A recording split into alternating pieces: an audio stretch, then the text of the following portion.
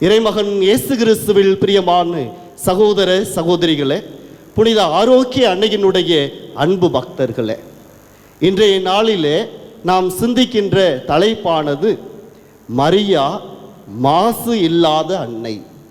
மரியா மாசு இல்லாத அன்னை. உங்கள் அனைவருக்குமே தெரியும், உலக புகழ் பெற்ற ஓவியனும் சிற்ப கலைஞனுமாகிய மைக்கேல் ஆஞ்சலோ ஒரு முறை தான் வடிவமைத்திருந்த எல்லா ஓவியங்களையும் சிற்பங்களையும் மக்களுடைய பார்வைக்காக வைத்திருந்தார். அப்படியாக அவருடைய ஓவியங்களையும் சிற்பங்களையும் பார்த்த ஒவ்வொருவரும் வியக்கின்றார்கள். எப்படி இந்த மனிதர் தத்ரூபமாக ஒவ்வொன்றையும் வடிவமைத்திருக்கிறாரே என்று சொல்லி வியக்கின்றார்கள். அவரிடம் சென்று அவரை பாராட்டுகிறார்கள். ஒவ்வொன்றையும் நீங்கள் சிறப்பாக வடிவமைத்திருக்கிறீர்கள், வரைந்திருக்கிறீர்கள் என்று சொல்லி அவரை எல்லோருமே பாராட்டுகிறார்கள். அப்பொழுது அங்கு வந்த ஒரு மனிதர் அவர் வடிவமைத்திருந்த அந்த சிற்பத்திலே ஒரு குறை ஒன்றை காண்கிறார். எனவே இந்த மனிதர் நேராக சென்று மைக்கேல் ஆஞ்சலோவிடம் கேட்கின்றார், நீங்கள் அங்கு வடிவமைத்திருக்கிறீர்களே, அன்னை கன்னிமரியால் சிலுவையின் அடியில் தன்னுடைய மகனை தன்னுடைய மடியிலே தாங்கியிருக்கிறாரே, அந்த சிலையில் அந்த சுருவத்தில் நான் குறை ஒன்று காண்கிறேன் என்று சொல்கிறார். உடனே மைக்கேல் ஆஞ்சலோ, நீங்கள் என்ன குறை காண்கிறீர்கள் என்று கேட்கிறார். உடனே இந்த மனிதர் சொல்கிறார், எப்படி ஒரு இளைஞன் 33 வயதுடைய இளைஞனுடைய தாய் கண்டிப்பாக வயது முதிர்ந்தவராகத்தான் இருக்க முடியும். ஒரு 50-55 வயசாவது அன்னை மரியாளுக்கு இருக்கணும். அப்படின்னா அவங்களுடைய முகம் சற்று மாறி இருக்க வேண்டும். ஆனால் நீங்கள் அன்னை கன்னிமரியாளை ஒரு இளம் பெண் போல் வடிவமைத்திருக்கிறீர்களே, இதுதான் என்னால் நம்ப முடியாத ஒன்றாக இருக்கிறது என்று சொல்கிறார். உடனே மைக்கேல் ஆஞ்சலோ அந்த மனிதரை பார்த்து சிறிதும் யோசிக்காமல் இப்படியாக சொல்கிறார், பாவம் இல்லாதவர்களுக்கு வயது முதிர்வு கிடையாது, பாவம் இல்லாதவர்களுக்கு வயது முதிர்வு கிடையாது என்று சொல்கிறார். நீங்கள் எல்லாரும் போய் கண்ணாடியில் பாருங்கள், எப்படி இருக்கீங்க, எவ்வளோ பாவம் செஞ்சுருக்கோம் அப்படின்னு நம்முடைய முகத்தை பார்த்தாலே நமக்கு கண்டிப்பாக தெரியும். இறைமகன் இயேசு கிறிஸ்துவில் பிரியமானவர்களே, நாம் பிறருக்கு பரிசு பொருட்களை வழங்குவதாக வைத்துக்கொள்வோம். சாதாரண கிஃப்ட் கொடுக்குறோம்னா நம்ம என்ன பண்ணுவோம், சாதாரண ஒரு பேப்பரில் கவர் பண்ணி அந்த கிஃப்ட்டை கொடுப்போம் மற்றவங்களுக்கு. இதே ஒரு தங்க நகை கொடுக்குறோம்னு வச்சுக்கோங்க, அதுக்கு என்ன பண்ணுவோம், ஒரு நல்ல பாக்ஸ் போட்டு அந்த பாக்ஸில் அவங்களுக்கு கொண்டு கொடுப்போம். இதே ஒரு வைர நகை வாங்குவோம்னு வச்சுக்கோங்க, இன்னும் அந்த கவருடைய மதிப்பும் கூடிக்கொண்டே இருக்கும். இப்படியாக கடவுள் நமக்கு ஒரு பரிசினை வழங்கியிருக்கின்றார். அந்த பரிசு இறைமகன் இயேசு கிறிஸ்து. அந்த பரிசை நமக்கு இந்த உலகிற்கு கொடுத்தவர் அன்னை கன்னிமரியாள்.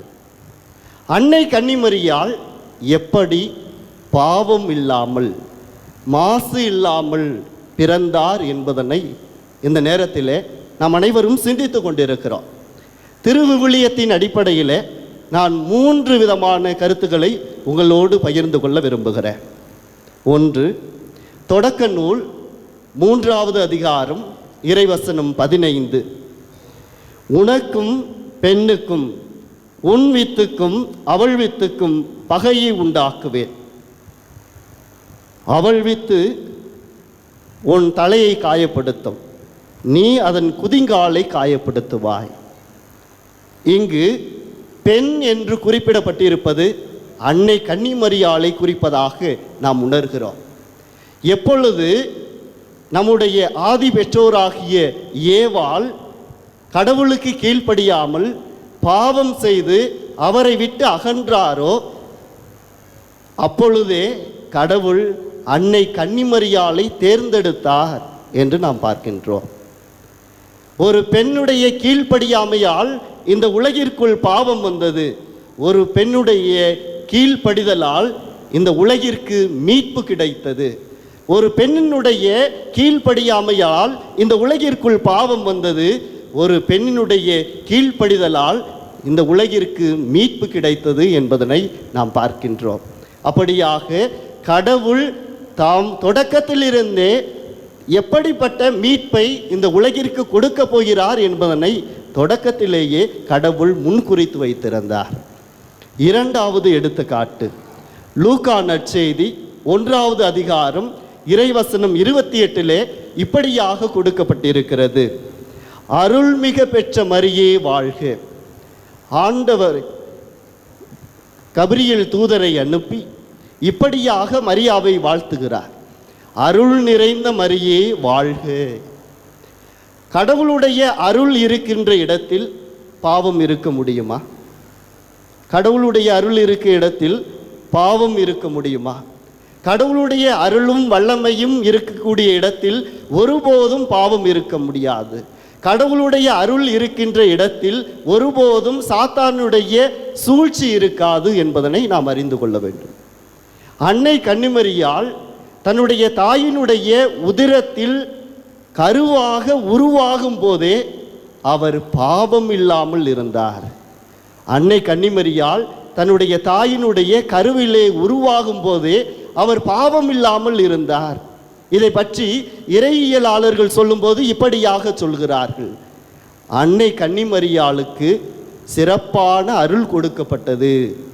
அவருக்கு சிறப்பான அருள் கொடுக்கப்பட்டது. It is a grace to the Virgin Mary அப்படின்னு சொல்றாங்க. அப்படி என்றால் அவருடைய கருவிலிருந்தே அவர் பாவம் இல்லாமல் உற்பவித்தார் என்பதனை நாம் அறிந்து கொள்கிறோம். அவரிடம் தொடக்கத்தில் இருந்தே அந்த அருள் இருந்தது. நாம் நம்முடைய அப்பா அம்மாவை தேர்ந்தெடுக்கக்கூடிய சக்தி கிடைக்கா? நீங்கள் உங்கள் அப்பா அம்மாவை நீங்கள் தேர்ந்தெடுத்தீங்களா? இல்லை. கடவுள் தன்னுடைய தாயை தேர்ந்தெடுக்க எப்படிப்பட்டவராக இருக்க வேண்டும் என்பதனை உணர்ந்து அவரை பாவம் இல்லாத ஒரு பெண்ணாக தன்னுடைய தாயை உற்பவிக்கிறார் என்று நாம் பார்க்கிறோம். மூன்றாவதாக 1 குறிப்பேடு 5வது அதிகாரம் இறைவசனம் 14 வாசிக்கின்றோம். குருக்களும் லேவியரும் இஸ்ரேலின் கடவுளாகிய ஆண்டவரின் பேழையை கொண்டு வர தங்களை தூய்மைப்படுத்தி கொண்டார்கள். ஆண்டவருடைய பேழையை தூக்குறதுக்கு அங்கே லேவி லேவி குழுவினரிலிருந்து சிறப்பாக அவர்கள் தூய்மையாக்கப்பட்டவர்களாக இருந்தவர்கள் மட்டுமே கடவுளுடைய உடன்படிக்கை பேழையை தூக்கி வந்தார்கள் என்று நாம் 1 குறிப்பேடு புத்தகத்திலே வாசிக்கின்றோம். இப்படியாக கடவுளுடைய பேழையை தூக்க வேண்டும் என்றால் அவர்கள் எப்படிப்பட்டவர்களாக இருக்க வேண்டும்? தூய்மையானவர்களாக இருக்க வேண்டும். கடவுளை இந்த உலகிற்கு கொண்டு வர அன்னை கன்னிமரியாளை கடவுள் தேர்ந்தெடுக்கின்றார். அப்படி என்றால் அந்த கன்னிமரியாள் எப்படிப்பட்டவளாக இருக்க வேண்டும்? தூய்மை நிறைந்தவராக இருக்க வேண்டும், பாவம் இல்லாமல் இருக்க வேண்டும், மாசு இல்லாமல் இருக்க வேண்டும் என்பதனை நாம் உணர்ந்து கொள்ள வேண்டும்.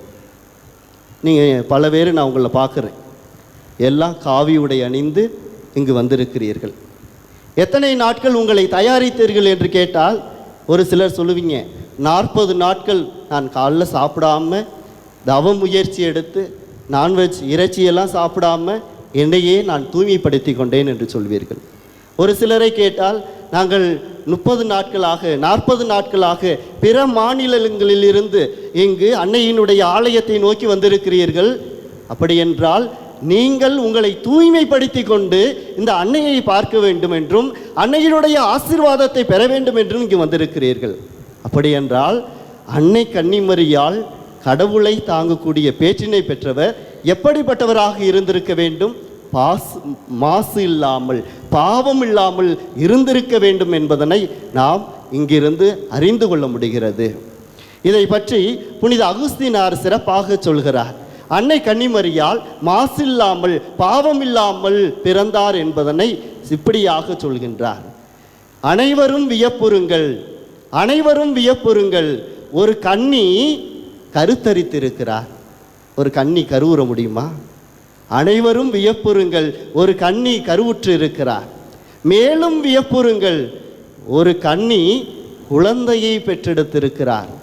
மேலும் மேலும் வியப்புறுங்கள், ஏனென்றால் ஒரு கன்னி ஒரு குழந்தையை பெற்றெடுத்தும் அவள் கன்னியாக இருக்கின்றார் என்று சொல்கிறார்.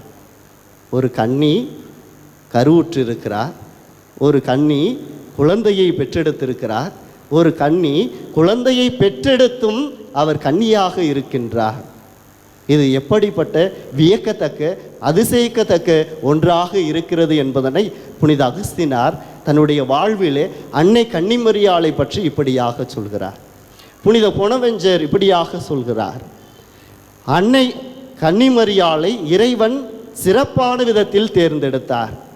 இந்த உலகை படைத்த இறைவன் இந்த உலகை பார்த்து வியக்கின்றார். தொடக்க நூலில் நம்ம பார்க்குறோம், கடவுள் ஒவ்வொன்றையும் படைத்துவிட்டு இது நல்லது என்று கண்டார் என்றும், மனிதரை படைத்துவிட்டு இது மிகவும் நல்லது என்று கண்டார் என்று நாம் வாசிக்கின்றோம்.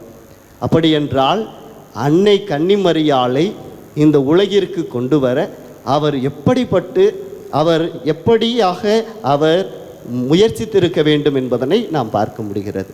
இறைமகன் இயேசு கிறிஸ்துவில் பிரியமான சகோதர சகோதரிகளை, நாமும் அன்னை கன்னிமரியாளை போன்று பாவம் இல்லாமல் மாசு இல்லாமல் வாழும் பொழுது கடவுளும் நம்மோடு தங்குவார் என்பது திண்ணமான உண்மை.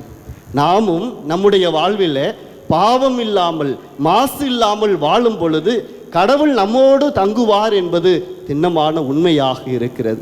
நாம் எப்படி தூய்மையாக பாவம் இல்லாமல் மாசு இல்லாமல் வாழ முடியும் என்பதனை அன்னை கன்னிமரியாள் தன்னுடைய வாழ்வின் மூலமாக சுட்டி காட்டுகிறார்.